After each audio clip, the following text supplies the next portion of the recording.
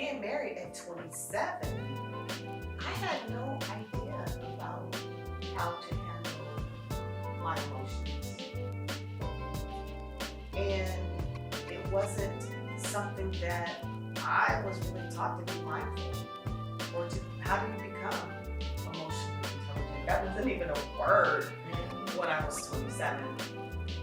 So I feel for me, a lot of the conflict or the frustration in me was that I did not know how to really address it. I didn't, when you're in a relationship with somebody, you cannot control anything about them. You cannot force them to act a certain way. You cannot force them to treat you well, and you can't force them to love you. Yeah. And so when you're in a relationship and you don't feel like you're being treated in a way that is healthy, it's frustrating. Very frustrating. Mm-hmm. So I think that as moms and even dads, we don't want our children to witness conflict, which is why you go behind doors. Right. And even though we still can hear. You can still hear. You go behind doors and you're yelling and screaming behind doors. But yeah, I think that's where I was. I mean, I had you, I think, at 30. I was 30 years old. And so, unfortunately, you guys heard and witnessed things in an effort to resolve conflict and not really having the tools in our tool chest to know how to do it right. So, yeah, that's kind of where I believe that a lot of moms, maybe my age, because growing up, we're talking generationally, if I look at my mom and even my grandmother, it was, I think a lot of stuffing, Courtney. You have to stuff your emotions, and you have to do certain things to keep unity in the family and to keep peace. And I think that's a lot with women, that we stuff things so that we hold our families together, that we protect our children. And I think what I didn't do correctly, I didn't know how to care for myself. And I think that is what, as moms, we have to guard against, because we're caring for the kids. You're caring for the husband. You're caring for your career. You're caring for spiritually. Yeah. And where's the time to care for yourself? I remember there would be times when, like, from the moment you woke up at like 5 something, you were down making breakfast. I remember you'd make a cinnamon toast. And now that I look back, I'm like, oh my gosh, I had so much sugar. But it was good. I love me some cinnamon toast with sugar. It wasn't every day, you guys. But I remember. What about breakfast burritos? That's true. But cinnamon toast, that's the one that's standing out the most. So from the moment I woke up, you would just be in the kitchen. You guys, time to wake up. Come on, let's get the routine going.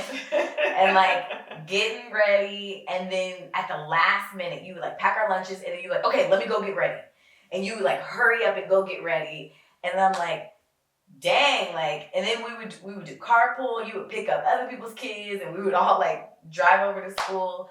And I think about that, and I remember there would be these times when like Daddy would ask like if you were gonna go hang out with your friends, and you were like, no.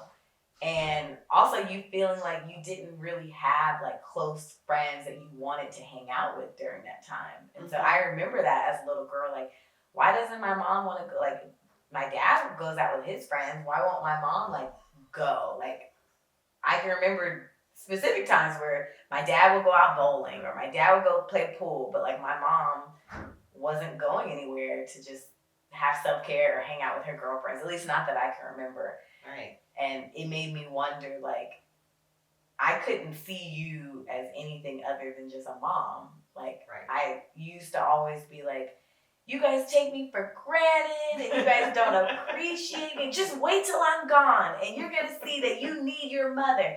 But, like, from the kid's perspective, it's like all you showed me was that you were a mom. Like, Yeah. you didn't show me that you were a friend. I mean, you showed me that you were a daughter, but like, I didn't see you outside of your role. Well, you're right. And I think that if somebody were to ask me, who are you, Tracy? I don't know if I could define myself outside of the role. And I think that that was the problem. I feel like I kind of lost myself as a woman. You know, who am I as a woman? And, you know, I think that that's an issue for a lot of women. We define ourselves based upon our role and not who we are. So it was a season in my life where I did lose my identity, yeah, of who I was. It, you know, I couldn't tell you what my gift and calling was, because I believe in that season my calling was to be a mother and to be a wife, which is fine.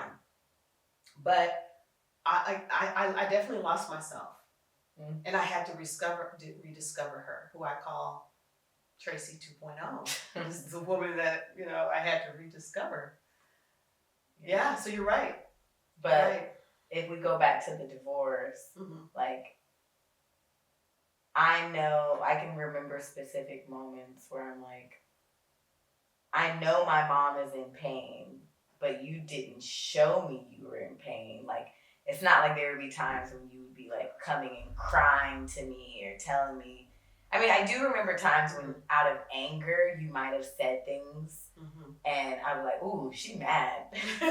But I saw you trying to just keep things going, keep the ship going. And it's not like we were like little kids at that time. So it wasn't like you need to take us to school. But like, I was in college, I was living in the dorms, you know, CJ was finishing up high school, getting ready to graduate. And we were all in this transition period. And then we get to the point of like, boom, like the summer of 2014, where our family is falling apart. And I was able to see you, like, actually, I don't know if I saw you. I don't have specific memories of like how you processed it, other than maybe I saw anger, or like you trying to like not talk about it too much with me and CJ, and maybe you'd be like on the phone and I could overhear your conversation or something. But we didn't talk about it together in terms of what was going on with you. And maybe because you were trying to protect us. I think it was trying to protect you, but also trying to figure out emotionally what I was going through. This is a chapter in my life. There was no 10 easy steps to walk through a divorce.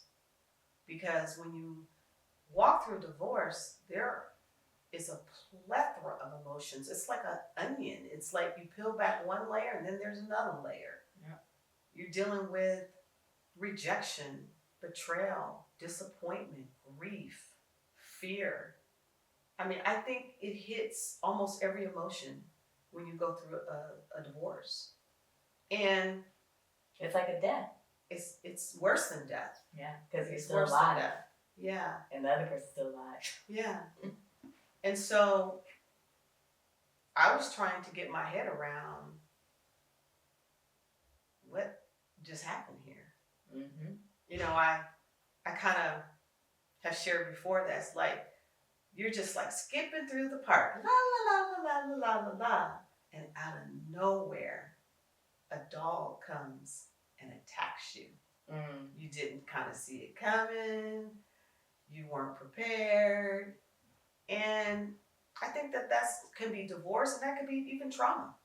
Yeah. In life, it just kind of comes up on you, right? Yeah. And I mean, I shared earlier that I don't feel like I was emotionally in tune with myself. And so I had to learn, as part of my healing process of divorce, is how do I work through these hard emotions that I've never dealt with before in life.